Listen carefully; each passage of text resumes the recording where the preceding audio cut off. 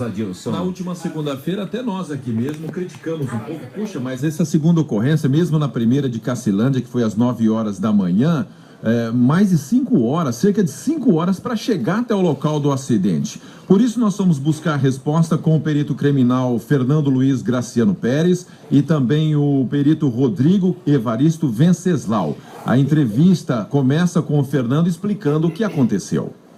Primeiramente, a Unidade Regional de Perícia foi acionada para o atendimento de um acidente de trânsito no município de Cacilândia. Isso foi pelo período da manhã, foi feito o deslocamento, até Cacilândia, realizado o levantamento do local, e na volta desse acidente, próximo já a Paranaíba, fomos acionados para um outro acidente que ocorreu entre os municípios de Chapadão do Sul e Costa Rica. Me permita, Fernando, só pontuar, nós na segunda-feira, no plantão policial, nós divulgamos esse acidente em Cacilândia, envolveu um motociclista, o passageiro de uma motocicleta que estacionou ou parou a motocicleta ao lado de um bitrem que, ao convergir para a direita, ele acabou atingindo esse motociclista, ele ficou preso debaixo das rodas ou foi esmagado, por uma das rodas desse bitrem, e vocês tiveram que se deslocar para lá pela manhã por volta de 9h30 para poder atender essa ocorrência. Correto. A gente deslocou para Cacilândia para atender esse acidente.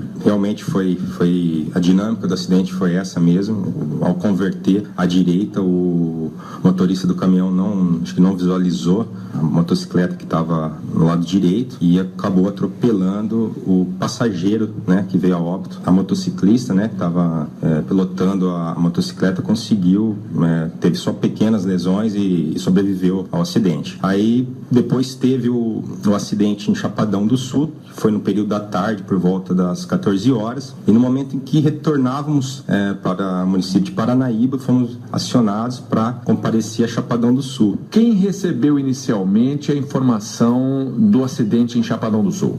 Como nós estávamos em deslocamento, entre Cacilândia e Paranaíba, então não tem sinal de celular. Então o perito Rodrigo, ele recebeu, a notícia do acidente e tentou contactar a gente e não conseguiu, não teve sucesso devido a essa falta de comunicação. Então, quando chegamos em Paranaíba, que conseguimos ter acesso a essas informações e voltamos para o município de Chapadão. Rodrigo, o perito Rodrigo Evaristo Venceslau também está aqui com a gente, ele vai poder falar um pouquinho sobre isso. Rodrigo, explica pra gente como é que foi o contato do pessoal dali da região de Chapadão do Sul, Costa Rica, logo após esse acidente. Como foi que você recebeu essa notícia? Bom dia. Bom dia a todos, Adilson. Primeiro, o delegado, o Dr. Rodrigo, ele me ligou dizendo da ocorrência. Antes do delegado, foi a investigadora que estava no plantão me ligando que havia notícia de um acidente para frente de Chapadão e que ela estava se deslocando até o local para fazer a preservação do local. Como eu já sabia que o perito Fernando estava em Cacilândia, tentei fazer o contato com ele. Mas ele já estava retornando?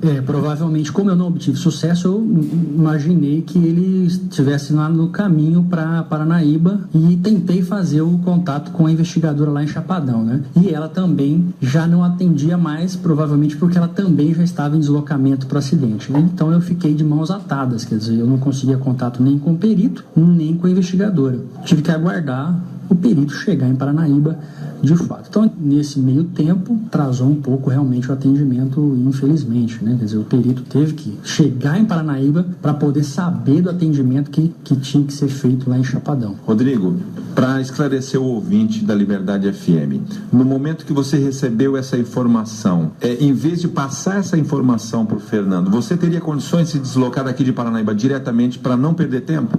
Eu teria até condições de fazer esse atendimento. O problema é que nós não temos nenhum outro veículo para fazer esse atendimento. A unidade de perícia de Paranaíba conta hoje com 3 viaturas, das quais só uma está em funcionamento. Uma sofreu um acidente o mês passado e a outra está baixada por problemas de pneus. Quer dizer, a única viatura em condições estava sendo utilizada pelo perito Fernando. Exatamente, só temos uma viatura que está em condições de uso. Vocês foram obrigados a esperar o Fernando chegar, e quando você chegou em Paranaíba que soube do que tinha acontecido, aí o que restava fazer era retornar todo o trajeto até Chapadão do Sul, no caso, Fernando. Correto. Assim que cheguei em Paranaíba, já iniciei o retorno para Chapadão do Sul e, como todos sabem, a estrada está bem ruim, né? Então não dá para andar muito rápido. E chegamos em Chapadão, entre Chapadão e Costa Rica, que foi o local do acidente, por voltas a 18h30, mais ou menos.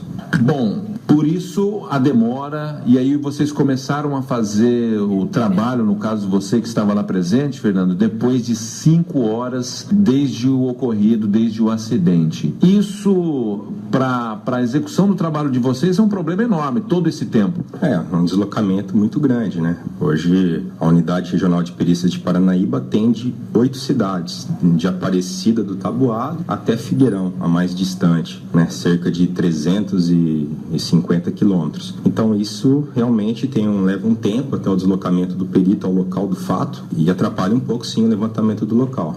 Rodrigo, para o ouvinte que não conhece bem o trabalho de vocês lá do núcleo de perícia, exatamente o que envolve o trabalho de vocês, além de verificar essas questões de acidentes? Bom, o nosso trabalho, ele, além dos locais que nós chamamos externos, que são atendimentos a acidentes de trânsito, homicídios, suicídios, envolve desde um dano numa janela, um furto na sua residência, provavelmente será acionado a equipe de perícia. De outra forma, crimes que não envolvem acionamentos externos têm trabalhos internos, como exames em armas, exames em documentos, em aparelhos de celular. Então, exames que também não exigem o deslocamento do perito para a área externa. Nós chamamos de exames internos. Então, o perito, ele não necessariamente trabalha só saindo da unidade. Ele tem muito serviço também interno, que demanda muito tempo e acaba que ocupa uma boa parte do trabalho. Então, quando tem uma ocorrência nesse tipo, um acidente de trânsito, o perito para o seu exame interno e se desloca para um acidente. Mas os exames externos é o que a gente tem mais contato com as pessoas e que choca, né? Que é o exame que tem morte violenta, né? Então, são exames que chocam a sociedade, que aí é que aparece a perícia, né? Fernando, eu sou do tempo do perito criminal Roque Arrivabene, aqui do 1º Distrito Policial. Inclusive, ele trabalhava no próprio prédio, nas instalações do 1º Distrito Policial, e havia um questionamento muito grande dessa limitação, porque ele também precisava se deslocar para Chapadão do Sul, Costa Rica. Quer dizer, a área continuou a mesma, mas vocês hoje têm um núcleo de perícia, tem mais peritos aqui. Essa demanda daquela época para hoje, ela aumentou, Fernando? Aumentou. Mesmo com o aumento do número de peritos, houve um aumento concomitante de trabalho. Então, acionamentos que não eram feitos, principalmente fora do município de Paranaíba, passou a ser feito. Então, a gente desloca com mais frequência, né, para as outras cidades, para atender de forma adequada e realizar os levantamentos periciais. Quer dizer, o fato de hoje vocês terem uma estrutura diferente do que era há anos atrás, não significa que hoje vocês trabalham com uma certa folga. O que aconteceu no último domingo é uma demonstração disso, apenas uma viatura para poder realizar o trabalho, Rodrigo? Exatamente. Só para comprovar isso, hoje eu estou ocupando o cargo de chefe da criminalística e eu faço as estatísticas mensais. Então, em média, rodamos 5.000 quilômetros mês para atender as ocorrências da unidade regional, o que acarreta em 1.000 quilômetros por perito. Além disso, tem os exames internos e com uma expedição em média de 120 a 150 laudos. Então, isso aumentou muito a demanda da época do rock, né? Então, a demanda foi aumentar. Certo. Fernando, é claro que isso não depende de vocês executam um trabalho, né, que lhes foi designado pelo governo do estado, mas não seria o ideal? Já existe algum projeto, talvez vocês possam informar isso, já existe algum projeto, alguma coisa nesse sentido, para a criação de um outro núcleo pericial, talvez em Chapadão do Sul, Costa Rica? Existe essa informação? Então, Dilson, devido à nossa extensão, nesses 8 municípios que a gente atende, sempre foi pedido a divisão dessa unidade de perícia. porque é muito grande a área abrangida. E em 2014, o governo estadual ele inaugurou a Unidade Regional de Perícias de Costa Rica. Já foi inaugurado? Foi inaugurado em 2014. Porém, até o momento não há servidores, peritos criminais, peritos médicos legistas lotados nessa unidade. Quer dizer, Rodrigo, esse acidente, esse episódio que ocorreu no último domingo seria facilmente resolvido se lá em Costa Rica houvesse um centro pericial funcionando. Certamente, que é o perito que se houvesse um perito criminal e um legista lotado em Costa Rica, o atendimento seria muito mais rápido. Digamos que aqui em Paranaíba nós tivéssemos os 3 veículos funcionando, com esse número de profissionais atuando aqui no núcleo pericial, seria possível formar 2, 3 equipes para atender essa demanda atual, Rodrigo? Então, mesmo com 3 veículos, eu não consigo dobrar a equipe, porque a carga horária extrapola, porque eu tenho que cobrir férias, eventuais atestados médicos. Então, mesmo com 5 peritos, eu não consigo ter 2 equipes simultâneas.